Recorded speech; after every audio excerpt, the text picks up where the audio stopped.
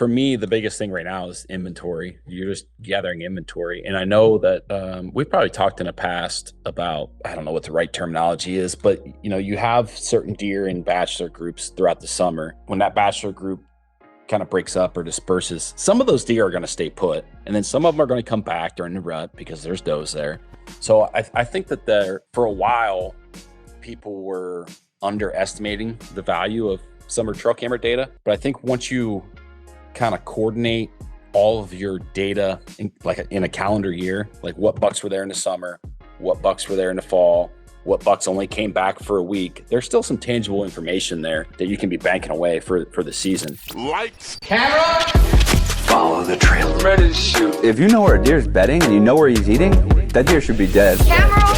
If you're passive on a deer, what you're doing is you're teaching them. I've got 30 bucks in the Michigan record book. Everyone but one has had at least one previous wound on his body. Some had as many as 4. The Exodus Podcast, Your source for all things whitetail. Weird morning for me, man. So I got my first black bear on camera behind my house, which has my wife. I almost asked you where you put that thing. Yeah, that's behind the house. It has my wife a little bit freaked out.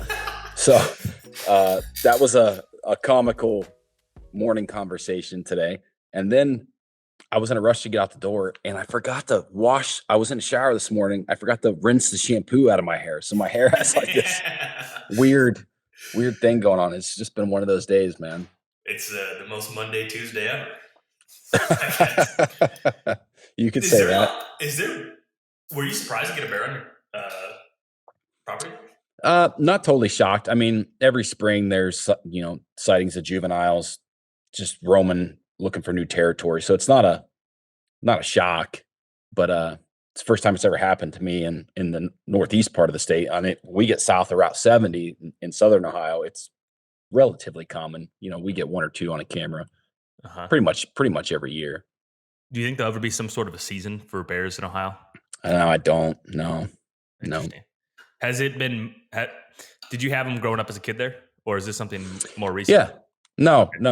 Same thing happened when we were kids. I can remember, trail cameras obviously were less prevalent then, so there were less sightings and a lot more hearsay, like drive-by sightings or sightings in ag fields, or something got into somebody's garbage can and there was a bear track on the ground, or cases like that.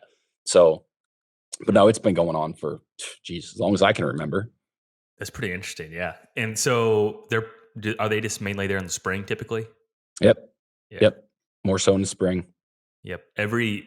Maybe once every 5 years, you see something here in Illinois, like in the general location where I'm at. There's a juvenile bear. Someone sees it farming or whatever, which is pretty crazy. But yeah, that sounds like a really interesting start of your day there. That's pretty cool. So, real quick before we get too deep into all this, the Osseo Exodus winner was announced. I think it was last Friday. No, it was 2 Fridays ago. Guy from Canada won that grand package. So congratulations to, I believe, Austin was his name. And we have some more giveaways. If you did not feel very lucky this time, you're going to get another chance. I mean, all you do is sign up. I mean, it's pretty straightforward. And we have some really great prize packages. And this next one's going to be something that I think you guys will really want. I think all of them have been really good, but this one especially. So we'll have more details for that. And what'd you do this Memorial Day? Long weekend. Worked, brother. Work on the house? I did. I was putting up, I was playing Mason this weekend. I was putting up stone on a fireplace. It's the last big project going on the house, and then it'll be wrapped up. So I did that, shot my bow. That was pretty much it. Fun. Yeah. That's, you have to be pretty excited to be completely done here pretty soon, right? You don't know my wife, man. Has she been more than ready to, I assume? She has a list, and that whip is cracked every day, man. I got to get that list done before September. Okay. Well, you have time. It's I do. May 30th. You got plenty of time here, and I'm sure, the list never ends, but at least a lot of the harder items, I'm sure, are crossed off, and you maybe only have a couple here left. Yeah.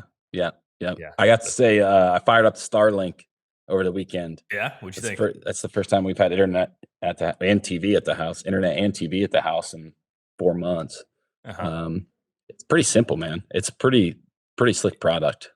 It's incredible, the fact of the days where you'd have to wait for a service tech to come in, turn on your internet, all this other stuff. It comes in a box, you plug it in, That's it. up and rolling in like 10, 15 minutes. And where I'm at now, I had a really crappy internet provider that would go from top of my house to a grain bin, a grain elevator 3 miles away. And then it would be, I went up on top of the roof later and the service tech put in, so there's 4 bolts that you could put in. He put in 2 crisscross. And so like if it was windy, which is windy all the time out here, it would just Your azimuth would get messed up. Yeah. yeah. So Starlink is super refreshing. Anyone that's out there that lives in a semi-remote spot, it is excellent. It's honestly, when I lived in town, it has less intermission than what would experience in town, where it's like, oh, it's down today. Internet's down for this afternoon. It's pretty incredible and pretty fast. So thank you, Elon. Is that dude ever going to stop? I hope not. He, he's something, man. He, CEO of Twitter, Starlink. I saw the FDA just passed the first human trial on the Neuralink, where you put a chip in your brain. That has me no. It's supposed to help with people with a bunch of different disabilities, and it's supposed to. They could say whatever they want to say. Yeah, I'm not aboard that train. Yeah, well, yeah, I'm not signing up for that trial. It'll be interesting to see. Be interesting to see how that transpires as well, because I think, to speak of, it's easy to focus on everyone's victories, but to speak of, I can't really think of any like major pitfalls that a project that he has tackled that has gone completely up in flames. Obviously, we're still waiting on the Cybertruck and some other stuff like that, but overall, like the dude is just probably one of the best operators. Oh, without that. Ever. Yep. Yeah. So, well, that's exciting. Yeah, I sprayed thistles with a hand sprayer. My tree planting, and then I watered a bunch of trees. I put mulch on trees. I was tending to my crop, if you want to call it that, dude. We still haven't, since last time we talked. Is it dry? It's August dry in May. Mm-hmm. And looking at the 10-day forecast every single day, hoping for just a pop-up thunderstorm or something like that. But dude, it is just the yard, like the grass looks like it's August. It's yellow. It's getting burnt. Yep. So last year I planted 1,000 shrubs and trees. Excellent survival rate, like 90%. This year, I'm probably sitting at 60 to 70% on the ones I planted already this year, and we're in May. So we haven't got through the hard months yet. So I'm it's impossible to water every one of them, but all the fruit trees I've mulched and watered, the conifers I've started to water, and just doing what I can, because this has been a way bigger project than what I ever signed up for. And it's CRP. So it's, at the end of the day, I'm sure there's a lot of people that probably aren't putting this much care into it, but I really don't want to do it again. Right. But I don't know. So do you have plans for like a bigger holding tank and just gravity feed down through like a sprinkler hose or something? I'm going to have to start doing here something, or start pumping water from somewhere. So I have like a 250 gallon tank I put in my truck, and then just spot water everything and doing what I can. But it's going to be a chore here for a long time till we get some rain. But a lot of them look pretty good. Some of them are absolute toast, just deader than a doornail already. But you'll have that. I planted them really tight. Could have done larger spacing, but I did tighter spacing, assuming I was going to lose some. So in the grand scheme of things, it's probably overestimating the negative of it. Like it's going to be all right, but not as great as I anticipated or hoped for. Yeah. So just the way it goes. Last year, I think I put in my beans the first or second week of June, and they still came out really good. And I'm sitting here watching the rain. I still have some more stuff to get in the ground. It's just, I think the next rain is possibly coming when we're going to be in Michigan. I'm going to be in Michigan for the Total Archery Challenge. So I'm going to have to just hedge my bet and hope the rain actually comes, and hope for the best there, because otherwise we're just running out of time. Yeah, no, we're in the same boat here. It's been super, super dry. And there's no rain in our 10-day forecast either. I've been watering our trees with 5-gallon buckets every other day, basically. Yeah. But doing thousands of them. Yeah. There's no way. Yeah. It's pretty interesting, which is to no surprise of anything, but where the field has different contours, like the high parts are obviously more dry, and then the bottom parts where the soil is a little bit more rich little bit more shade. Everything there is doing fine. So we will see. I think sometimes you got to work with the cards that were dealt to you. But I am excited. I'm really excited to see how it comes out here in the next couple of years. So is your turkey season wrapped up? Is it done? It's done. It ended Sunday. Sunday. Yep. It ended Sunday. Sunday. Okay. Yep. Did not it was a pretty tough year for everyone in the office. I saw Jay shot his first turkey. Yep. Jay shot one, I think it was Saturday. He shot a Jake Saturday morning. Cameron whacked some. Cameron killed one he killed one in Kansas and Ohio and Pennsylvania. I think he killed 3 birds. Uh-huh. I think that's it. Yeah. Tough year. Yeah. I was talking to the guy, maybe it was last week or 2 weeks ago. Pretty interesting fact. So in 2001, I think it is, and I'm pulling off of memory, bobcat sightings in Illinois was like 1% in 2021. Okay. Bobcat sightings for this past season, 25% of hunters seen a bobcat statewide. Whoa. Wow. So I understand that bobcats aren't killing all the turkeys, but I'm sure they're not good on them. And what was even more interesting, harvest numbers are almost identical to the year previously, but the overall population is definitely lower. So it's just interesting to see the bobcats just explode. Like it used to be so rare to get one on camera, and now there's farms that it's like I'm not even remotely surprised. Yeah, it's we have the same thing going on in Ohio. In fact, we're on the verge of having a dedicated trapping season for bobcats. They did a limited quota season. I think it was 2 or 3 seasons ago, and it took like 2 days to fill that quota. So I would expect Ohio to put some legislation in place to open up a season in the coming years. Mm-hmm. Illinois has a trapping season, but the tag is extremely limited. It's a lottery, and it's really, really limited. So I would be curious if they're going to increase those numbers or not, but I think there's probably a reason for it. I don't know. As far as turkey numbers, I know everybody's been down here in Ohio, but as far as sightings, I mean, every place that I hunted had birds and had a quantity of birds, but a lot of hens. Every single adult bird that I saw or called to this year, and I hunted more this year than probably, man, I can't remember the last time I hunted turkeys this much. And I say that, but it's really like you're hunting them off the roost until 8:30 or whatever. Sure. And a lot of birds has just been really just henned up. I had a bird at 60 yards on Saturday that had 6 hens with it. So which makes it like, I'm not a turkey guy. Like, I'm not going to call a lawn beard away from 4 or 5 hens. Like I'm not that guy. Sure. So it's made it tough. Yeah. That's interesting. Where I'm at now, there used to be so many birds. I mean, I remember even in the fall bow hunting, you'd see a group of 20 toms together. I mean, obviously the fall they're grouped up differently, but that's not the case anymore. Still quite a bit of hens, but in any regard, pretty crazy. I truly believe that 2002 to 2005 was the golden age turkeys in Illinois. I mean, I think the data shows that too, but it was definitely the golden age. So,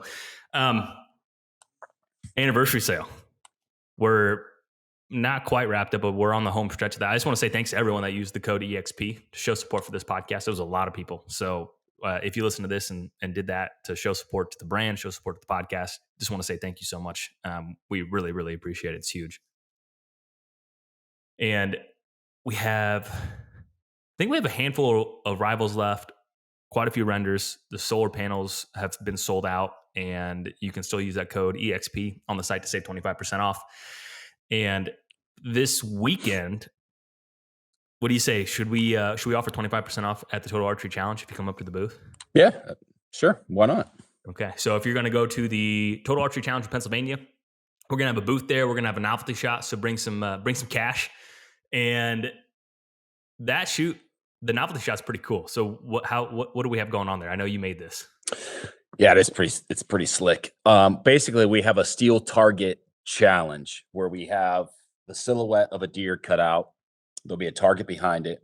And then inside the silhouette, there's several cutouts. One is the word Exodus up top, like up on the deer's, I don't know, on the upper 1/3, kind of up by the spine, I guess. And then down in that vital V, we have the totem pole cut out. And that novelty shot's going to look like, I think it's 1 shot for $10 or 3 shots for 25. And it's set up in a couple of different ways. If you shoot through one of the letter cutouts, you're going to get your name into a drawing for a giveaway. If you are able, if you're good enough to shoot an arrow through the totem pole logo cutout, you're automatically going to win a free camera. So we have that stuff going on.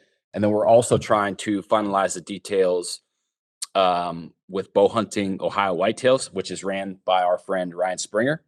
It's the podcast, Whitetail Cribs guest. Yep. He runs like a DIY outfit where it's extremely low pressure. He'll bring a guy or a group of guys in on a specific property, and basically they have 1 week to get it done, and they're on their own. So it's their responsibility to scout, hang stands, run cameras. It's kind of like basically like a trespassing fee.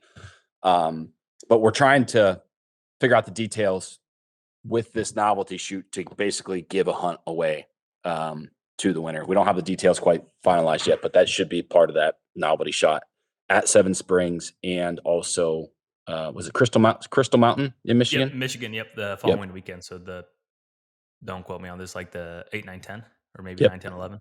Yep, that sounds right. So yeah, that'll be there, and pretty sweet chance to win a free hunt to Ohio. Really cheap non-resident tag, and over the counter. You're shaking your head. You like that knife and twisting that dagger. I mean, it's kind of just funny at this point. I mean, I think the secret's out, and then some. Yeah. So we're super excited for that, and we will be there at both those shows. Hope to see you guys there. Stop by the booth, say hi, and try your skills at shooting a metal logo, and be prepared to bust an arrow or two. And then we've been teasing this here for a while, but we're on the real home stretch here for a brand new arrow launch that I think a lot of people here that's been tuned in can anticipate all the details of that arrow. We're pretty close to it, but we're going to have all those refined information for you soon. But I think a lot of people are going to like these arrows. Yeah. Everything just came in. We got the last box in that shipment this morning. So right now we have everything that we need, with the exception of I think it's the A-Knock by Fire Knock. This arrow was built to a very specific ID tolerance, and George needs to rework some of those molds to make those knocks work. But outside of that, yeah, I mean, Cameron's back there right now building fronts. So we have all that stuff in. We're in the last stage of like prep mode, getting these things prepped for that launch. Everybody here is excited. It's going to be a pretty awesome shaft. Mm-hmm. Yeah, and the precision components too for this type of shaft too, I think is something to discuss. Like, these are very, very specific, precise components for this arrow shaft. Where if you want to explain what others may experience if they're trying to get the same arrow. Anybody that's built arrows on their own knows that, like, when you're sourcing components, the components are made for, I'm going to say, a variety of shaft diameter. So if you're building a 204 arrow, a lot of times you're buying components that might fit a shaft that has an ID of 201 to 0.207. So getting those components concentric both on the front and the back can be challenging if you're not an experienced craftsman that builds these things every single day. We've completely skipped that step as far as, I guess it's not really a step, but eliminated that variable or liability with those tolerances, and everything is specifically built for this shaft. So the true inner diameter of the shaft is 0.204, and every component is made specifically to fit that shaft for essentially perfect concentric fit. And it also expedites the build process on the labor end. There's less fiddling for us to get those components perfectly matched and married to the shaft. So it's an advantage for both the consumer and us also on the manufacturing and labor side. Yeah, that's huge. I think that's a really big pro of this arrow. So Yeah, we have all the details. We'll have a specific launch for you guys, and super excited for that. But now the calendar's about to change to June, and we're not. I mean, like we're on the cusp. We are on the cusp We of are. the official whitetail summer, and my anticipation, my excitement is building every single day, every single day. A little bit more, a little bit more. I was just thinking it's like it's a little bit early to start casting this wide net because you still don't know yet. But knowing like everybody's using their time a little bit differently. So right now, if I have the opportunity to set some cameras out in some of these new areas, like I'm just going ahead and putting them out, even though I know they're probably not going to do me any good for a month. But I got to take advantage of the time. Yep. Yeah, for sure. And that's the thing of it too, because we try to jam pack everything into a shorter window, it just doesn't get done. I mean, that's just the reality of it. So do you have some cameras up now, or are you going to start making a point here anytime you have a chance to go throw some up? Yep. Just this past weekend, I've been carrying cameras with me, turkey hunting in the morning, and there's a couple spots where I did hang some cameras. So I'm just getting to the point now where I'm starting to cast that wide net because a lot of these areas are kind of out my back door, but I haven't spent a bunch of time on them, and really not last year. Like I wasn't in the whitetail woods hardly at all last year in Ohio, so feel a little bit behind. But knowing, I can cast a wide net, I'm not like panicked at all. But I do need to start focus on getting those out and getting some deer located. Got it. So what were some of those camera locations you put out? Two of them were on scrapes, and one was on I would say like on a fringe of a bedding area. Fringe of the bedding area, 2 on scrapes. Got it. Is that what your strategy is going to be for most of the summer? Or are you going to throw some out on some ag as well, or alfalfa fields? There won't be a ton on ag until I knock on some more doors and get permission on the right spots. Most of these are still on public, but there's ag. I mean, just about all the public around here has ag bordering it. So like you're talking, those inside corners and whatnot. But that we've had an early planting. For the most part, all crops are in the ground and they're just starting to germinate. So, and kind of even on my way to and from work, I've been taking different access routes around the different pieces of public, just kind of marking down what field is what. Yes, exactly. 100%. That's wise. What's, do you have your permission pitch down? Not yet. No. You're just gonna freelance or freestyle it. Well, the guy that we bought our house off of, for the most part, most farmers know who he was or know who he is. So you bought so-and-so's house. Exactly. Yeah. What kind of success rate do you think you'll have up there? I assume low. Okay. Yeah. Just from the sheer density of hunters and basically everything accounted for or close to it. Yeah. I'd be happy with 10 or 15%, honestly. I mean, to put in the time and still get access to another spot or two it's worth the effort. Right. It's worth the effort for sure. Well, I'll be curious to document the success. I think you should keep track. You should see if it is 10 or 15% or kind of fun. It'd be fun just to illustrate that. Cause there's still opportunities out there. They're still far and few in between. I would say actually my favorite farm to hunt is a permission piece still to this day. And, you just got to ask. Can't be afraid to get the answer. Yep. So also, I mean, it's speaking of setting out cameras in the summer, I think there's a couple things that we should revisit. These are things that we see people have run into issues every single year. And so the first one is ants. I mean, those things suck. It can destroy cameras. So what are some key tips? We've covered this in the past, but just a quick refresher of what to do to mitigate your chances of your camera getting ruined from ants. The best thing to do is to soak your straps in permethrin. Like, so if I'm going out on like a dedicated trail camera day and I'm going out and I know I'm going to put out 4 or 5 cameras the night before, I'll spray the straps down with permethrin, and I'll also carry permethrin in my pack as well. So I got my straps soaked down, and then if I'm hanging a camera on a specific tree, I'll go ahead and spray above and below that camera, actually on the tree bark. It doesn't do as much good on the tree bark as it does the strap, but it still helps. And I think the other thing too, in which we haven't really talked about, but just being cautious of the type of tree that you're putting the camera on. Like if you put your camera on um, an old tree that's dead, like inherently, Dead. yes, inherently there's going to be insects living in that tree, feeding off that tree, having nests in that tree, which obviously are going to escalate any kind of bug infestation possibilities. Yeah, if I see an ant crawling around a tree when I'm putting up a camera, I usually try to find a different tree because the times I don't, I regret it. So I think it's important. Yeah, I'm surprised even so now the public pieces that I've been turkey hunting on are mostly, I would say mostly swamps, lowlands, river bottoms, marsh type stuff. And I have come across not a lot of cameras, but a handful of cameras. And surprisingly, like 3 or 4 of them have been on just big dead trees in the swamp. And I'm thinking to myself, like, man, like why would you do that to yourself?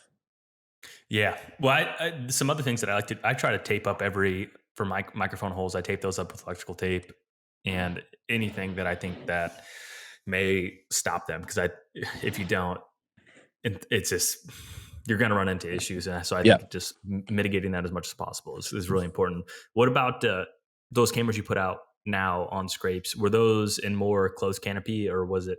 They were in close. Yep. They were in close canopy. 2 of them, well, both of them, I guess, were relatively close. One was close to a doe bedding area on an island where there's a main trail. I say an island, but it was more of a peninsula than an island. But there was some doe bedding with one heavy trail, and I cut the trail. It's basically walking that trail led me to the scrape, and then about 75 yards from there, there was some doe bedding. There was, I don't know, 5 or 6, 7 beds that were visible even now. So it'll be interesting to see if that bedding shifts as the food changes, because it is in close proximity to ag.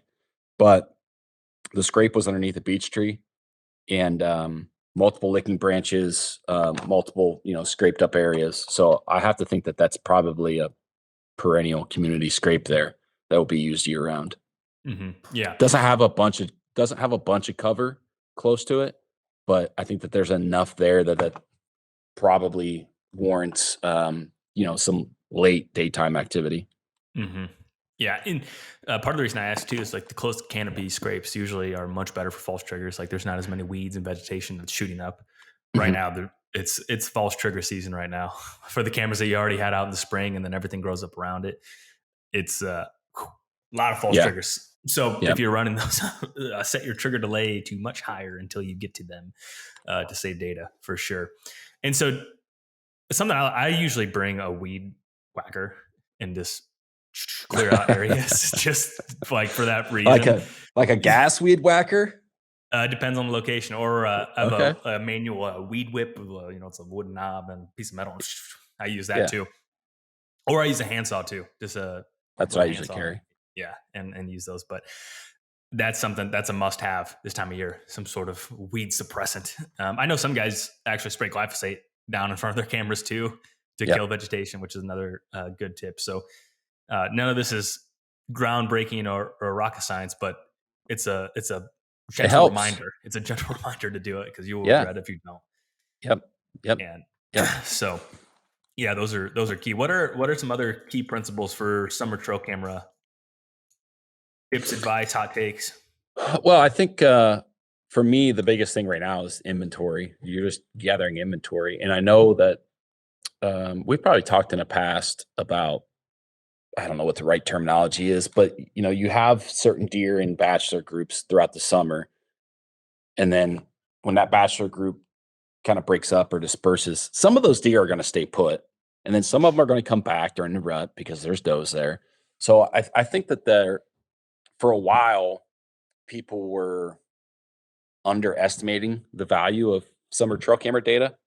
But I think once you kind of coordinate all of your data in a calendar year, like what bucks were there in the summer, what bucks were there in the fall, what bucks only came back for a week. There's still some tangible information there that you can be banking away for the season. But I don't know if you can, without having previous historical information, it's probably a little harder to tie together and Mhm. to draw those conclusions. At least that's my Yeah, at least my take on it. I agree with that. I mean, at the end of the day, it's at a minimum, it's another data point. I mean, let's say you get a picture of this deer and he gets killed 4 miles away, but then hey, the deer existed. He was there in the summer. I mean, to me, it's just additional data points for you to build more knowledge. That's the purpose of cameras at the end of the day, to build data points, get information. So however you draw those dots together or whatever you end up finding out down the road, it's important. So, one question for you, primarily hunting in ag ground, the summer trail camera data that you're capturing in areas where it's primarily beans versus primarily corn, how do you see those deer? I mean, are deer more likely to stay around when there's corn because the corn's being harvested later? There's more cover. Like, what kind of conclusions have you drawn around those scenarios? Man, it's sometimes just farm dependent too, honestly. I'm thinking of one place. If you get them in August, they're probably still going to be there. It all comes down to the surrounding habitat, I guess, is kind of, and that's the spirit of your question too. But it depends. Like, okay, what if there's a field that has corn and the one right next to it's beans, and those just flip flop every year? Like, that's going to be pretty similar. But I'm trying to draw some specific conclusions. I think a lot of times they'll be there in the summer. They'll still be there early season, and then once those beans go yellow, that's when they typically go away. But the inverse is if you do have a green food source to continue having them on that property, I think you could still hold them. But I've seen the full spectrum to where you don't ever see them again. And then there's some that just still hang around all year. And so I think that's the point of, okay, you were casting a wider net, of more deer, and you can kind of afford to lose some. Not necessarily that they get shot, but maybe they relocate. But there should still be some that stick around. I mean, I see that quite often. I wish they more stuck around, but Yeah. you still see that. And I think it really depends on the area and how much diversity is there too. I mean, that's what it comes down to. The one place where it's like the opposite fields, the neighbor is usually the inverse of whatever the property that I can hunt. And then there's connecting habitat in between the two. Like, that spot is really good for summer trail cameras. And usually those deer stick around. So I think that's, once again, drawing data points and then asking yourself questions. Are they going to leave? Are they going to stay? And then just keeping track of that and tracking your bet, I think, is the easiest way to learn. I know one thing that I've been paying attention to this year specifically is how early the crops have been in. And I know it's probably different when every farmer's planting a different type of bean, whether it's a class B bean, they all have their maturity dates. But with crops going in as early as they are, at least in my area, I have to think that those bean fields are going to be yellow earlier in the season than they have been historically, unless, this drought plays out and there's a massive loss of crops and those fields have to be replanted. Mm-hmm. Would that be a safe assumption? Yeah. I mean, the beans here are already, I don't know, 2-3 inches tall. Some of the corn's already shin high. And yeah, if they have to replant that, obviously it'll be way later. The other thing too is people are doing a lot more double crops here. So they'll have wheat, Yep, and then they'll pick that at the end of June, early July, and still get a late crop of beans in there. That's one I'm going to earmark and circle, because those are going to be, the last green soybean early around season. the area, which is Right. Paramount to. I mean, that's, everyone knows that they're king. It's so crazy to me that everyone plants all these different things. We have all these different food types.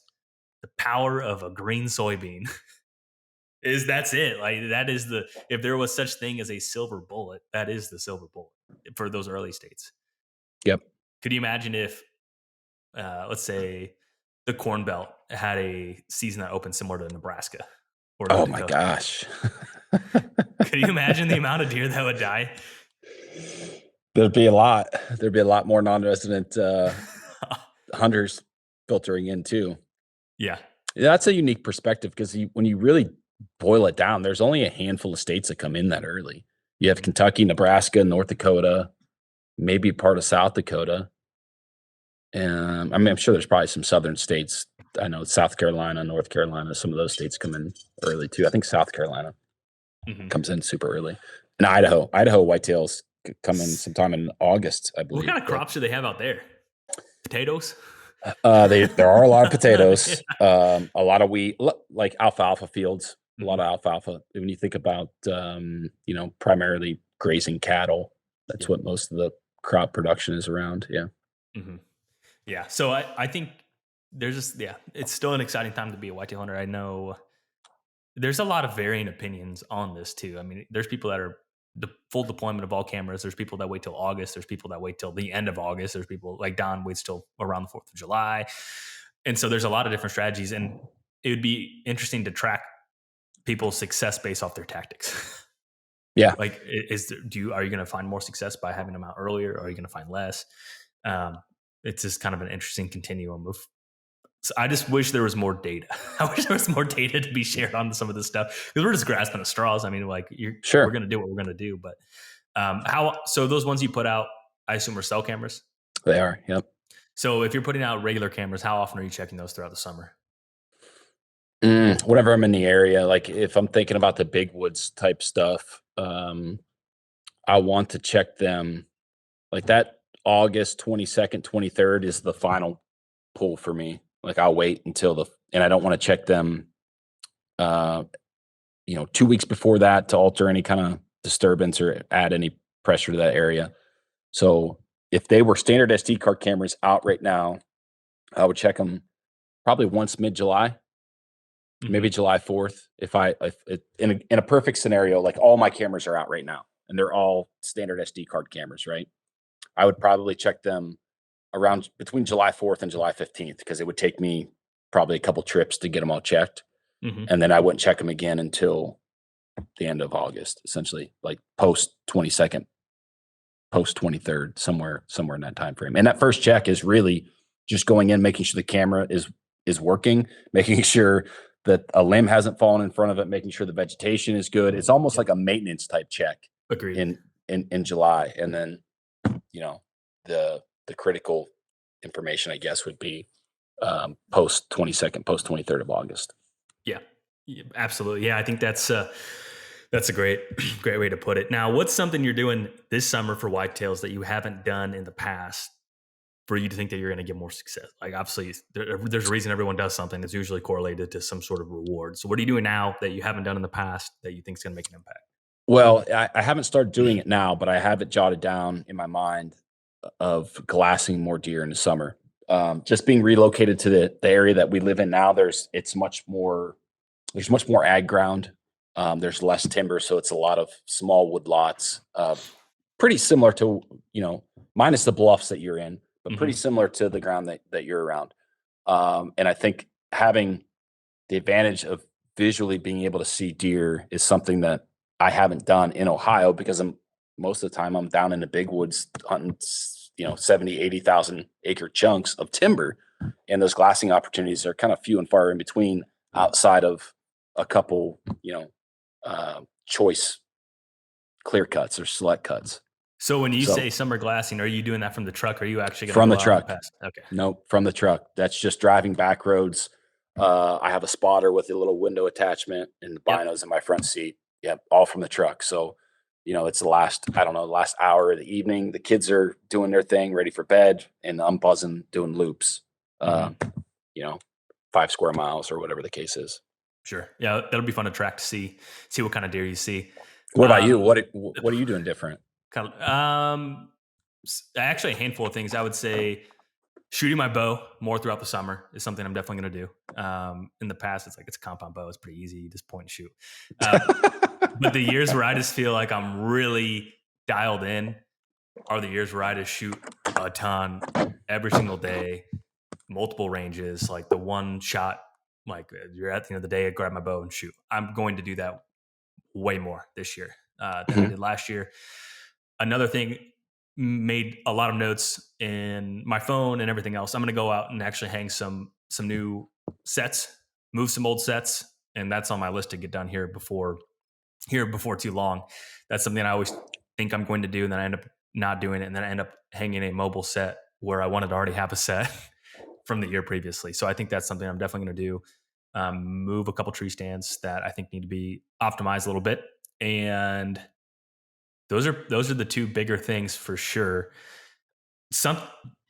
Owning land has taken away scouting time. Plain and simple. That's interesting. That's a misconception that I think it takes so much time to manage I have more ideas than I do time. And then so you have to optimize your time. And then like the tree example, spending a lot of time to do that, and then hand spraying thistles, and like all these different things where usually I would have buzzed out, hung a few cameras, or take a walk and scout. So that's something, those are responsibilities I plan on tackling. But I think maybe just getting a little bit better at time management, or which is, I feel like I'm pretty dialed in, but at the same point, like there's always more time to be optimized. But the long and short of it is do those things. But I would say just a lot of these projects that I really do enjoy, there is a trade-off. There's an inherent trade-off. Absolutely. No doubt about it. So that's been a little bit adjusted. I'm not used to that, but I do enjoy that. And so, yeah, I'd say those are the two big things that I plan on doing differently. And a lot of the same things. I'll be hanging cameras on scrapes in the summer and hanging cameras where I want to take inventory. That's pretty much the core of it. Last year, I got my cameras out pretty darn late. I want to say late August was before I had all of my cameras out. So I want to get more cameras out sooner as well this year. Are you planning a road trip to Iowa at all to buzz around there this summer? I'm sure I'll get out there this summer. I don't know exactly when, but I will definitely get to Iowa, hang some cameras, and I'm waiting for, when does the results for that come out? First week of June? I think next month. Well, I guess it is next month. I'm thinking in terms of May. Yeah, you should have a couple weeks. Draw results for Iowa archery 2023. I'm going to click here. So I think as far as prospects go for this upcoming year too, there's a pretty short list of bucks that I know from last year that I really want to shoot this year. And so if there was ever a year to go spend a lot of time in Iowa, it is definitely this year. So I'm thankful for that. How and when will I be notified if I'm successful? I'm not sure. I want to say last year was like the first or second week of June. So I'm going to guess the same time. Someone out there listening knows exactly what the date is. But yeah, as soon as I get the thumbs up for that, I'm going to be going out there to start preparing for that more so. Super excited for it. Yeah. It's exciting. Yes. Anything else here? I mean, I think it's kind of just the whitetail calendar, like from the marketing perspective, the business perspective, it's like this hurry and wait mentality. Like throughout the entire year, all these different projects, like you can spray this stuff right now and there's a short window, but you're waiting for that because it's not optimal time. And you can do we can release this type of content, but it's not really optimal until another 2 or 3 weeks. And that's kind of just the entire gambit of the structure of this business and also whitetail hunting. So I feel like we're kind of in this hurry and wait limbo, but there's stuff you can be doing and getting some of that stuff done. So let me ask you this. A couple of weeks ago on the podcast, I mentioned fawn recruitment and those early photos of fawns and gestation period, dating that stuff back. Have you gotten any fawn photos yet on any of your pieces? Saw a doe and a fawn in the backyard this weekend. This weekend. Yep. So I was mowing not this Memorial Day weekend, the weekend before I was mowing, and I bumped a deer out of right in the backyard, and it was in some really tall stuff. I was thinking, I bet you there's a fawn there. And sure enough, I looked in the backyard and there was a fawn in the barnyard walking around. so it's about 10 days old, 2 weeks old, something like that. I would guess. Yeah. But I'm seeing more of those on social and even driving around. There's some really weird acting does that clearly have fawns nearby. And when we were raising deer, Memorial Day weekend was kind of when our fawns would start to drop. So some of these ones would have been considered early, and it's here. So definitely we'll dial that back. What would have been 190 days from what was 190 days ago today? November 21st. So that would have been about when you would think the doe would get bred. That probably 10, 11, 12, 13 of November, which adds up. That's I think that's probably an underrated tactic for people to really nail down. On new ground. 100%. I know I got my first fawn photo, and this is a new piece, never hunted before. May, I think it was the 15th or 16th. I have it jotted down on my phone, which I felt like was pretty early because when I backdated it, it went into October. Mm-hmm. Which is, that's huge to know. Yeah, that camera was set up on a bedding area that is a true island that is just covered up and loaded with those. So late October, that's doe and estrus. 100%. Yep. 100%. So is your strategy to go? So what's your strategy with that information knowing? Do you plan on waiting for That's a buck to show up on camera, or are you going to be in there during those dates anticipating? No, I'll be in there anticipating it. Yeah. I won't wait for a buck to show up, because if your camera's turned the wrong way, like, you might not ever get a photo of that buck. I mean, that island's big enough where I can't cover the whole thing with one single camera. So the option there is to go put up more cameras. But I don't necessarily need to do that. I know the does are in there. I know that doe was bred late October. So I think probably post October 14th, that's probably a spot that I'll be hunting based around some cold fronts. And then as the clock starts ticking, the 25th, 26th, 27th, 28th, then I'll just be in there. Do you have some spots picked out already? I do. Yep. I have a couple trees picked out. Yep. Okay. I have a couple trees picked out. I have access is a little tough. But I have some access routes picked out. So we'll see how it goes. Are you changing your mobile setup at all? You changing your setup at all for that same exact thing? No, but on that island, I've actually thought about just going in, because I have a couple trees picked out, just going in and hanging stands and just go ahead and leaving them there. And just carrying sticks and stuff in. I got probably 5 or 6 tree stands, like some old XOP cast stands that they're just sitting in my garage, not doing anything. So I might as well put them to use. Sure. That was one thought that kind of popped into my mind, was just going out this summer, going ahead, hanging 1 or 2 sets for a couple different winds, probably one for a north and some kind of westernly variant wind, and using those. That's exciting. I think it's going to be fun to chronicle your experience in that part of the state. It's going to be so fun. You're shaking your head. I think you're going to be surprised. That is just my optimistic outlook. I think you're going to be pleasantly surprised. We'll see. All right. I'm excited for September. All right. So are you just an elk guy now? I'm not just an elk guy now, but 90% elk, 10% deer? No. What's the breakdown? Not maybe this year, yeah, because I'm not going anywhere. I'm not the back door. I'm talking like internally, not like. Oh, okay. Enjoyment spectrum. Are you 60% elk, 40% whitetail? 80, oh 20, man, 70-30? I'd say 70-30 right now. Yeah. Okay. 70-30, and I think some of it too for me. The hunting experience, a big portion of that is like the adventure aspect. And I think that's why I gravitate towards big wood stuff, like being in new areas, trying to figure it out on a time crunch. And the road stuff we do, whitetail hunting, is to me much more enjoyable than hunting out the back door. That's just me. And I think it's just because you're in new ground, new things you've never seen. And like I said, you're trying to figure it out in, somewhat of a time crunch, so you can be more aggressive if that fits your personality. So with that same idea, you have, I'm trying to think of a way to illustrate this. So you have 10 points.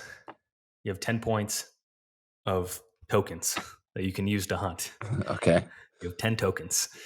It takes 7 token. No, it takes, we have to do, we'll do 12. So it's a multiple of 3. You have 12 hunting tokens. It takes 3 tokens to hunt 1 time with elk.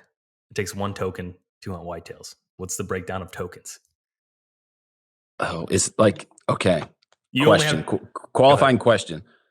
Are the tokens all spent within 1 year, and that is like 1 trip or 1 hunt? Like one hunt equals a day.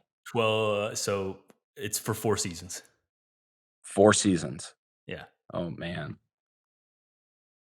I would say 9 tokens are going to be spent on elk.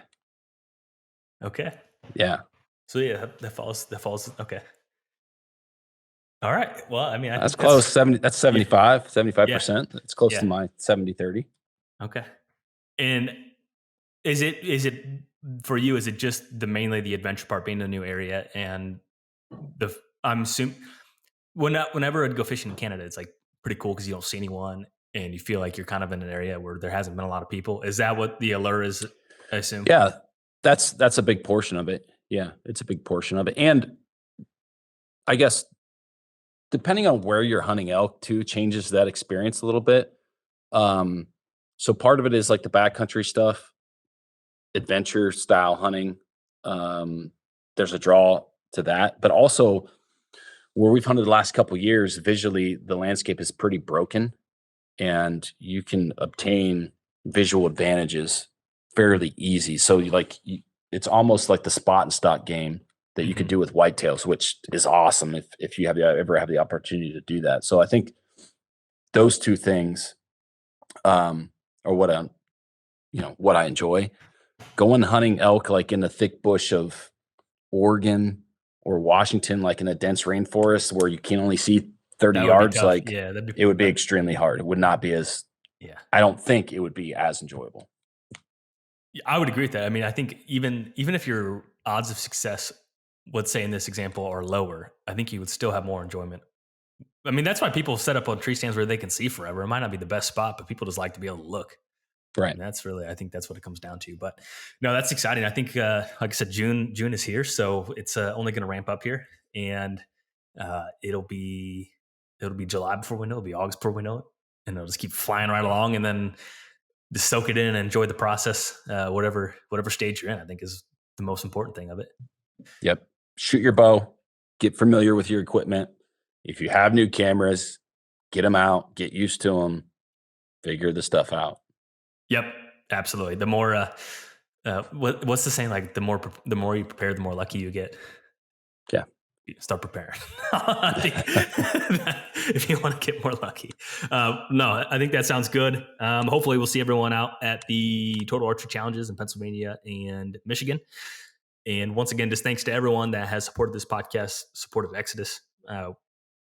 Extremely humbling for all the support of people spending their hard-earned dollars to support us and buy a quality product that that we're going to stand behind. So just want to say thanks once again. And anything else here? That's it. Until next time. All righty.